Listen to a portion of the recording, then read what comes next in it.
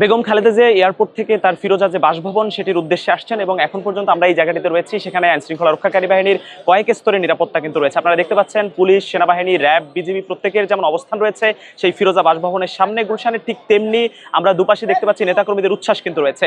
এয়ারপোর্টে তিনি 10টা 38 মিনিটের দিকে আসলে শাহজালাল আন্তর্জাতিক এয়ারপোর্টে নেমেছেন এবং সেখান থেকে কিন্তু রওনা দিয়েছেন ইতিমধ্যে ফিরোজার উদ্দেশ্যে। সেখানে তার যে গাড়িবহর, সেখানে গাড়িবহরের পেছনে নেতাকর্মীদের উচ্ছ্বাস রয়েছে এবং আমরা পথে পথে অর্থাৎ বিমানবন্দর থেকে শুরু করে বেশ কয়েকটি জায়গা ঘুরে আসলে আমরা এই ফিরোজার সামনে এসেছি।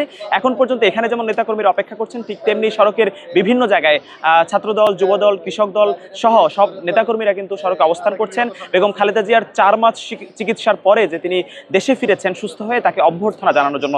এবং তাদের সাথে আমরা যেটা কথা বলেছি, তারা বলছেন যে তাদের মধ্যে যে অনুভূতি কাজ করছে সেটি বোঝানোর মতো নয়, কারণ তারা আসলে এই দীর্ঘদিন পর বেগম খালেদা জিয়া দেশে ফিরছেন। তিনি দেশে ফিরে গণতন্ত্র পুনরুদ্ধার হয়নি এবং সেই গণতন্ত্র পুনরুদ্ধারের জন্য তিনি আবার কাজ করবেন, এমনটি কিন্তু নেতাকর্মীদের পক্ষ থেকে বলা হচ্ছে।